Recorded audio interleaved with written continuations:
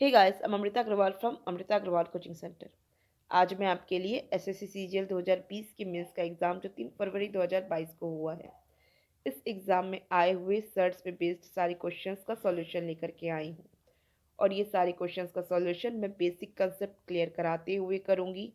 सारे लॉजिक आपको clear explain करूँगी, जिससे कि जब भी सर्च पे बेस्ड आपके सामने क्वेश्चंस आएँ तो आप खुद से मेंटल वर्क करके सेकंड्स में उसकी वैल्यू फाइंड आउट कर पाएँ।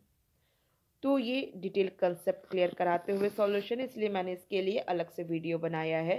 वैसे मैं नेक्स्ट वीडियो 3 फरवरी 2022 को आए हुए पेपर के सारे अलजेब्रा के क्वेश्चंस को सॉल्व करवाने में बनाऊंगी, बट वहाँ पे मैं डायरेक्ट मेंटल वर्क करके ही सारे क्वेश्चंस को सॉल्व कर दूंगी। तो मुझे लगा कि अभी आपको कंसेप्ट क्लियर होना ज़रूरी है। एक बार आपको लॉजिक क्लियर हो जाए तो आप खुद से सारे क्वेश्चंस सेकंड्स में सॉल्व कर पाएंगे।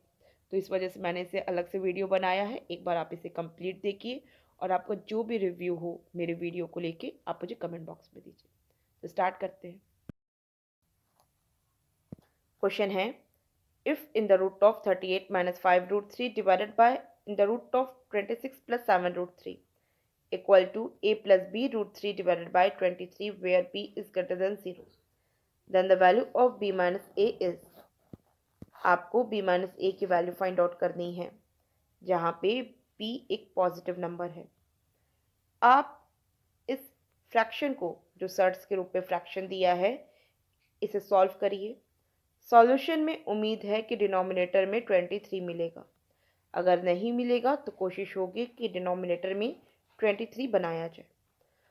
और आप देखेंगे कि न्यूमरेटर में आपको रूट 3 मिला है और न्यूमरेटर में जो रूट 3 का कॉफिशिएंट है वही b होगा, जिससे कि आप इजली b को आइडेंटिफाई कर लेंगे कि क्या है।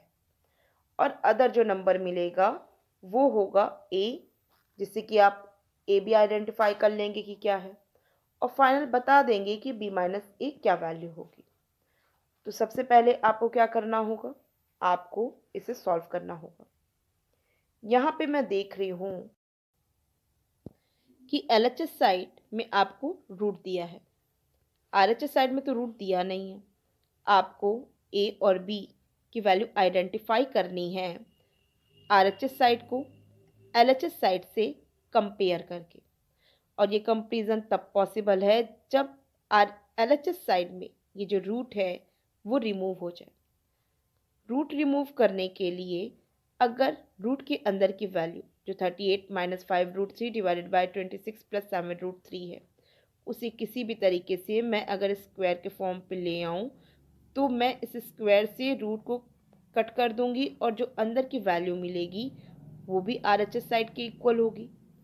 और वहाँ से मैं इसे कंपेयर करके ए और बी की वैल्यू आइडेंटिफाई कर लूँगी और अपनी रिक्वायर्ड वैल्यू फाइंड आउट कर लूँगी। क्लियर है?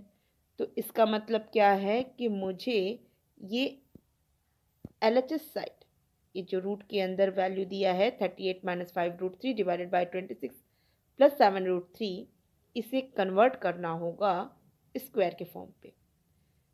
इसके लिए मुझे क्या करना होगा, मुझे न्यूमरेटर में और डिनोमिनेटर में बोथ साइड 2 से मल्टीप्लाई करना होगा, जिससे कि मुझे न्यूमरेटर मिल जाएगा 76 माइनस 2 इंटू 5 रूट 3 के इक्वल, और डिनोमिनेटर मुझे मिल जाएगा 52 प्लस 2 इंटू 7 रूट 3 के इक्वल।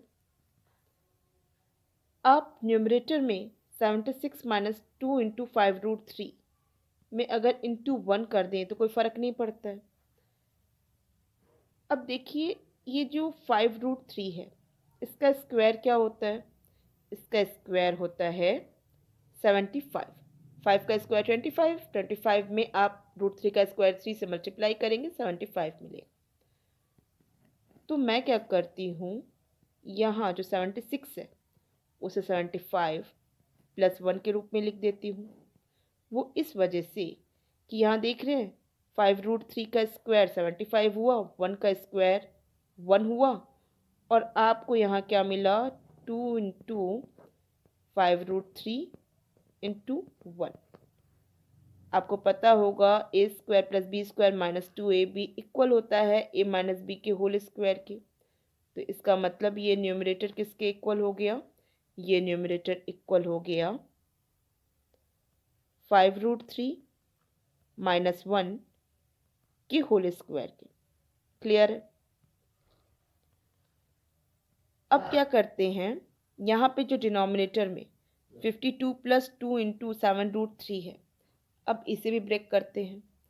अब ये जो 2 इंटू 7√3 है, इसे आप लिख सकते हैं 7 इंटू √3, लिखा जा सकता है। और आपको पता होगा कि 7 का स्क्वायर होता है 49 प्लस √3 का स्क्वायर 3 करेंगे तो 49 में 3 ऐड करेंगे 52 के इक्वल होगा। और यहाँ लिख सकते हैं 2 इंटू 7 इंटू √3। अब ये क्या दिख रहा है? दिख रहा है a square plus b square plus 2ab, जो कि इक्वल क्या होगा? जहाँ पे ए का क्या काम हो रहा है? वो है 7, और बी स्क्वायर क्या है? वो है √3 का स्क्वायर, मीन्स ये √3। आपको फाइनल क्या मिला? आपको ये जो है in the root of 38 minus 5√3 divided by 26 plus 7√3 मिल गया 5√3 माइनस 1 अपॉन 7 प्लस √3 के होल स्क्वायर के। अब ये स्क्वायर, ये जो होल स्क्वायर है उससे ये रूट कट जाएगा और आपको फाइनल वैल्यू क्या मिल जाएगी? फाइनल वैल्यू मिल जाएगी 5√3 माइनस 1 अपॉन 7 प्लस √3। अब क्या देख रहे हैं कि यहाँ पे 23 है और यहाँ तो 23 दिया नहीं है। अब मुझे क्या करना होगा? अब मुझे डिनोमिनेटर को रैशनलाइज करने के लिए न्यूमरेटर और डिनोमिनेटर बोथ साइड मल्टीप्लाई करना होगा 7 माइनस √3 का, और इससे मुझे मिलेगा डिनोमिनेटर में 7 square minus √3 square means 49 minus 3, यही होगा। और 49 माइनस 3 इक्वल होगा 46 के। ये डिनोमिनेटर मुझे किसके इक्वल मिल गया? डिनोमिनेटर मुझे मिल गया 46 के इक्वल। जगह नहीं है, ऊपर लिख दिया मैंने। अब ये न्यूमरेटर मुझे क्या मिल जाएगा? जब इन दोनों को आपस में मल्टीप्लाई किया जाएगा तो 5√3 इंटू 7 मुझे मिल जाएगा 35√3 के रूप में, और 5√3 इंटू माइनस √3 मल्टीप्लाई होगा तो मुझे मिलेगा -15 के रूप में, और -1 को मल्टीप्लाई करूँगी 7 के साथ तो मुझे -7 मिलेगा, और -1 को मल्टीप्लाई करूँगी -√3 के साथ तो मुझे मिलेगा +√3। तो फाइनल मुझे मिलेगा 35√3 प्लस √3 मीन्स 36√3, और -15 -7 मुझे मिल जाएगा -22। थोड़ा काम मैंने ओरल कर लिया है, जो कि मैं उम्मीद करती हूँ आप सब भी अपने एग्ज़ाम टाइम पे करते होंगे। अब ये यहाँ डिवाइडेड बाय के केस में है, 2 से आप देख रहे हैं सब कट हो सकता है तो कट लगा देते हैं। क्या मिल जाएगा आपको? 2 से कट लगाने पे मिलेगा 23। यहाँ मिल जाएगा आपको 2 से कट लगा करके 18 मीन्स 18√3, और यहाँ 2 से कट लगाएंगे -11। मतलब न्यूमरेटर में मिला मुझे 18√3 -11 डिवाइडेड बाय 23। क्योंकि 23 देखिए कहते ना कि या तो आ जाएगा अपने मन से, या तो जैसे भी करके लाना पड़ेगा। तो 23 अब हमारा आ चुका है डिनोमिनेटर में। न्यूमरेटर में मुझे मिला है 18√3 -11, तो इसका मतलब √3 का जो कॉफिशिएंट है वो 18 है, जो कि b के इक्वल होगा। मीन्स b आपको क्या मिला? 18 मिला। -11 है, तो ये जो -11 है, क्योंकि यहाँ सब देख रहे हैं प्लस साइन है, तो इसका मतलब a किसके इक्वल हो गया? a हो गया इक्वल -11 के। तो यहाँ पे क्या है? ऑलरेडी माइनस साइन है, तो minus into minus equal two plus हुआ। आपको क्या फाइनल मिलेगा? 18 प्लस 11 जो कि इक्वल होगा 29 के इक्वल। सिंपल था, इजीली सब निकल गया। इस क्वेश्चन को देख के क्लियर समझ में आ रहा है कि आपको अपनी रिक्वायर्ड वैल्यू फाइंड आउट करनी है, तो आपको कैसे भी करके यहाँ का रूट करना होगा रिमूव। और रूट रिमूव करने के लिए आपको इसके अंदर की वैल्यू जो 26 माइनस 7√3 डिवाइडेड बाय 14 प्लस 5√3 है, इसे स्क्वायर के फॉर्म पे कन्वर्ट करना होगा। और मैं देख रही हूँ कि न्यूमरेटर में माइनस साइन है, तो ये x माइनस वाई के होल स्क्वायर के फॉर्म पे लाया जा सकता है। और डिनोमिनेटर में प्लस साइन है, तो इसे x प्लस वाई के होल स्क्वायर के फॉर्म पे लाया जा सकता है। ठीक है, तो x माइनस वाई का होल स्क्वायर, उसका ब्रेक रूप क्या हो, इसका ब्रेक रूप है x square plus y square minus 2xy, जो कि इंडिकेट करता है 26 माइनस 7√3 को। क्लियर है। और x प्लस वाई का होल स्क्वायर, इसका ब्रेक रूप करेंगे तो x square plus y square plus 2xy, ये मिलेगा। और ये डिनोट करेगा 14 प्लस 5√3 को। आपको x और y आइडेंटिफाई करने के लिए इसे और इसे कंपेयर करना होगा। यहाँ पे क्या होता है कि आपको अपनी तरफ से ये जो 2xy की जगह है और यहाँ पे 7√3 की जगह, आप इसी को ही आपस में कंपेयर करेंगे और x और y को आइडेंटिफाई करने की कोशिश करेंगे। अगर मैं x को 7 मान लेती हूँ, y को मान लेती हूँ √3, तो मुझे अपनी तरफ से 2 से मल्टीप्लाई भी करना पड़ेगा। अब यहाँ 2 से मल्टीप्लाई करूँगी तो यहाँ भी करूँगी 2 से मल्टीप्लाई, यहाँ 2 से मल्टीप्लाई करूँगी तो ये हो जाएगा 52 के इक्वल। और यहाँ पे मैं अगर x 7 मान रही हूँ और y को √3 मान रही हूँ, तो 7 का स्क्वायर 49, √3 का स्क्वायर 3, 49 में 3 को ऐड किया 52 के इक्वल हुआ, जो कि यहाँ पे x square plus y square की जगह है। तो इसका मतलब कि मेरा जो अंदाज़ा है 7 और √3 का, वो करेक्ट है। क्योंकि यहाँ पे क्या होता है ना कि चीज़ें अंदाजे में ही चलती हैं, बस आपकी प्रैक्टिस अच्छी होती है, आपकी पकड़ उस पर अच्छी होती है, आपको सारे फॉर्मूले अच्छे से दिमाग में होते हैं, तो आप ये जो अंदाज़ा लगाते हैं वो काफ़ी करेक्ट लगता है आपका अंदाज़ा, और आप बहुत जल्दी उसकी वैल्यू फाइंड आउट कर पाते हैं। That's it. तो ये सारी चीज़ें बस आपके प्रैक्टिस पे और आपके आइडिया लगाने की कैपेबिलिटी पे डिपेंड करती है। तो यहाँ पे ये समझ में आ गया कि x 7 होना चाहिए और y होना चाहिए √3। तो x माइनस वाई 7 माइनस √3 हो गया, इसका होल स्क्वायर हो गया। ठीक है। और डिनोमिनेटर में जो x प्लस वाई का होल स्क्वायर के फॉर्म में लाना था मुझे 14 प्लस 5√3 को, तो इसका ब्रेक रूप तो ये है, जिसमें कि 2xy की जगह ये 5√3 है। यहाँ पे भी मुझे क्या करना पड़ेगा, 2 से मल्टीप्लाई करना पड़ेगा बोथ साइड, क्योंकि यहाँ पे 2xy का ये 2 यहाँ पे रखेंगे, जहाँ पे मैं देख रही हूँ कि x को अगर मैं 5 मान लूँ और y को मान लूँ √3, तो ऐसे में 5 का स्क्वायर 25, √3 का स्क्वायर 3, 25 में 3 ऐड करेंगे मुझे 28 मिलेगा, जो कि 14 इंटू 2 मीन्स 28 के इक्वल होगा। तो इसका मतलब कि यहाँ पे भी आपको x के रूप में मिल रहा है 5 और y के रूप में मिल रहा है √3, और इस प्रकार आपको डिनोमिनेटर मिल गया 5 प्लस √3 के होल स्क्वायर के इक्वल।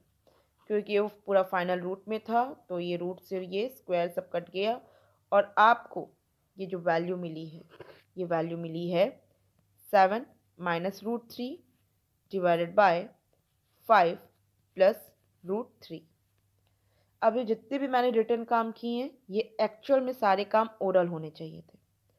आपको, जिसको मैं रब करती हूँ, अब ओरल कैसे काम होना चाहिए था वो बता देती हूँ। आपको क्वेश्चन देख के आइडिया लग जाना चाहिए था कि ये प्लेस क्या है 2xy का, और यहाँ पे 2 से मल्टीप्लाई किया जाए बोथ साइड, तो यहाँ पे भी आपको पूरा कंप्लीट ही करना पड़ेगा मल्टीप्लाई, जिसमें कि 7 का स्क्वायर 49 हुआ, √3 का स्क्वायर 3 हुआ, 49 में 3 ऐड किया 52 के इक्वल हुआ, जो कि 26 का डबल के इक्वल है। इसका मतलब जो न्यूमरेटर मुझे मिलेगा वो मिलेगा 7 माइनस √3 का होल स्क्वायर। बस जस्ट देख के या बताएंगे। डिनोमिनेटर में भी आपको 5 का स्क्वायर 25 मिलेगा, √3 का स्क्वायर 3 मिलेगा, 25 में 3 ऐड करेंगे 28 के इक्वल होगा, जो कि 14 का डबल है। 14 में 2 से मल्टीप्लाई करेंगे उसका डबल है। इसका मतलब यहाँ पे आपको डिनोमिनेटर में भी मिल जाता है 5 प्लस √3 का होल स्क्वायर, और ये होल स्क्वायर से ये रूट कट जाएगा और आपको फाइनल मिलता है 7 माइनस √3 अपॉन 5 प्लस √3। क्लियर है?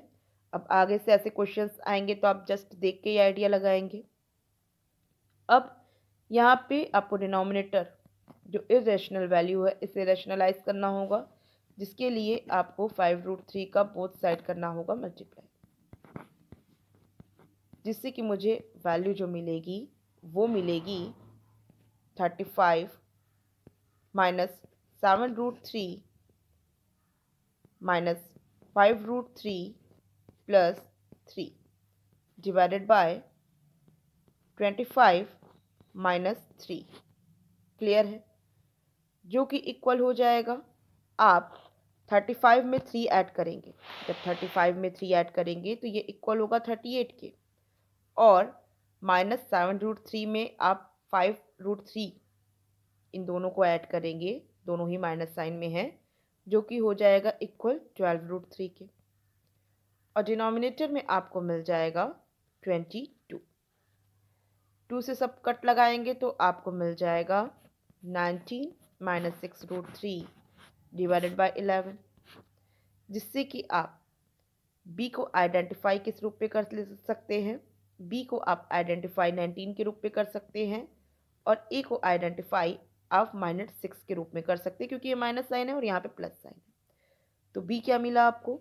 b मिला आपको 19 और a मिला आपको -6। तो यहाँ पे in the root of b minus a क्या मिलेगा आपको? b माइनस ए आपको मिल जाएगा 19 माइनस इन द ब्रैकेट -6, जो कि होगा 19 प्लस 6 मीन्स 25 के इक्वल, जिसका रूट करूँगी, मतलब 25 का रूट करूँगी तो मुझे मिल जाएगी 5 वैल्यू, जो कि इक्वल है फर्स्ट ऑप्शन के। सिंपल था।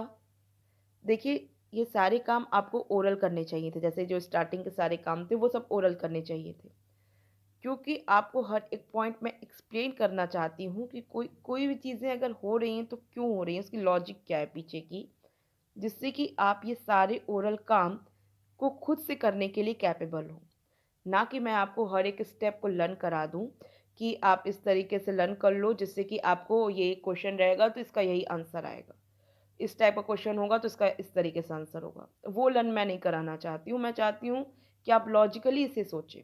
जब आप लॉजिकली क्वेश्चंस को सोचना समझना शुरू कर देंगे और फिर ओरल वर्क मेंटली करेंगे, तो मैं समझती हूँ कि आप हर एक क्वेश्चन के शॉर्ट फॉर्मूले खुद से क्रिएट कर पाएंगे, और इसमें कोई शॉर्ट फॉर्मूले जैसी चीज़ नहीं है, बस कही जाती है।